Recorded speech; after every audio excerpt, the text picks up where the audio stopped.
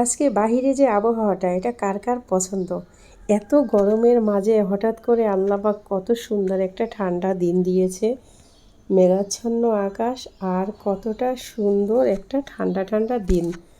তো এই দিনে কার কার এই খিচুড়িটা পছন্দ অবশ্যই কমেন্টে চাই। আমার তো খুবই পছন্দ। তো আমি কি করি, এই আবহাওয়া এইভাবে দেখার পরে কিন্তু চটজলদি এই রকম হাতে মেখে খিচুড়ি বানিয়ে ফেলি একদম 10-15 মিনিটে, কোনো ঝামেলা ছাড়াই। তো খিচুড়িটা করার জন্য এখানে আমি চিনি গুঁড়া চাল নিয়ে নিয়েছি 2 পট, তার সাথে 1 পট নিয়ে নিয়েছি হচ্ছে মুগ ডাল। একটু ভেজে নিয়ে আমি দুইটা উপকরণই সুন্দর করে ধুয়ে 30 মিনিট ভিজিয়ে রেখেছি। এখন এর ভিতরে দিয়ে দিয়েছি 1.5 কাপ পেঁয়াজ কুচি, 1/2 কাপ রসুন কুচি, তারপরে পরিমাণ মতো মশলা, হলুদ গুঁড়ো, মরিচ গুঁড়ো, জিরা গুঁড়ো, ধনিয়া গুঁড়ো এবং আদা রসুন পেস্ট। তারপরে দিয়ে দিয়েছি 2 টুকরা দারচিনি, 5টা এলাচ, তেজপাতা দিয়ে দিয়েছি। তারপরে কাঁচামরিচ দিয়ে দিয়েছি এখানে 15 থেকে 20টা, আর তেল পরিমাণ মতো দিয়ে তারপরে একদম সব উপকরণ হাতে মেখে নিব। আর এই খিচুড়িটা হাতে মেখে নেওয়ার মজাটাই কিন্তু অন্যরকম।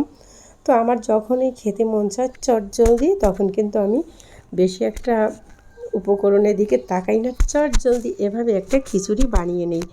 তো দেখেন হাতে মেখে নেওয়া শেষ। এখন আমি পরিমাণ মতো পানি দেব, যেহেতু চাল আর ডাল অনেকটাই পানিতে ভিজিয়ে একদম টইটুম্বুর হয়ে গিয়েছে ফুললে। তো এখন পানিটা দিয়ে বুঝে দিতে হবে এই পর্যায়ে পানিটা। তো আমি দিয়ে বসিয়ে দিয়েছি আর নাড়াচাড়া দিয়ে সব কিছু সেট হতে দিয়েছি। আর এখন ফুটে ওঠার অপেক্ষায়। তো দেখেন ফুটে উঠেছে। এখন আমি ঢেকে রান্না করব ঠিক 7-8 মিনিটের মতো। একটু নাড়াচাড়া দিয়ে আমি ঢেকে দিব, আর ঢেকে 7-8 মিনিট পরে কিন্তু আমি আবার ফিরবো। তো 7-8 মিনিটের জন্য ঢেকে দিয়েছি, তারপরে ফিরবো ঠিক 7 মিনিট পরে। এই যে দেখেন ফিরছি। এটা যেহেতু চাল আর ডাল দিয়ে রান্না করা, তো একটু মাঝে মধ্যেই নেড়েচেড়ে নিতে হবে, তা না হলে নিচে লেগে যেতে পারে। তো আবার আমি একটু নাড়াচাড়া দিয়ে ঢেকে দিব ঠিক 10 মিনিটের জন্য। তো নাড়াচাড়া দিয়ে আবারও ঢেকে দিয়েছি 10 মিনিটের জন্য। আবার এই যে দেখে নিচ্ছি 10 মিনিট পরে দেখেন 80% কিন্তু হয়ে গিয়েছে খিচুড়িটার, একদম সুন্দর একটা মাখো মাখো ভাব এসে গিয়েছে। এটা কিন্তু ঢেকে রাখার পরে আরও অনেকটা ঝরঝরে হয়ে যাবে। আর আমি খিচুড়িটা কিন্তু একদম ঝরঝরে পছন্দ করি না, একটু মাখো মাখো আঠালো ভাব থাকবে, তো ওটাই খেতে অনেক টেস্টি। তো এখন কী করেছি, সুন্দর করে নেড়েচেড়ে একদম চেপে নিয়ে আবারও আমি ঢেকে রেখে দিব চুলার আঁচটা কমিয়ে রেখে ঠিক 5 মিনিটের জন্য। তো 5 মিনিট পরে কিন্তু রান্নাটা আমার ডান হয়ে গিয়েছে। দেখেন কতটা পরিমাণ ঝরঝরে এবং একটা ভিতরে খুব একটা জুসি ভাব, তাই না?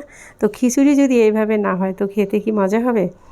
তো আমি এখন নেড়ে চেড়ে নিয়ে তারপরে নামিয়ে নিব। আর নামিয়ে নেওয়ার পরে কি হবে, খাওয়ার সময় হয়ে গিয়েছে, তো খেতে হবে। আর খিচুড়ি আমি একটু গরম গরম খুব পছন্দ করি, একদম পারফেক্ট হয়েছে।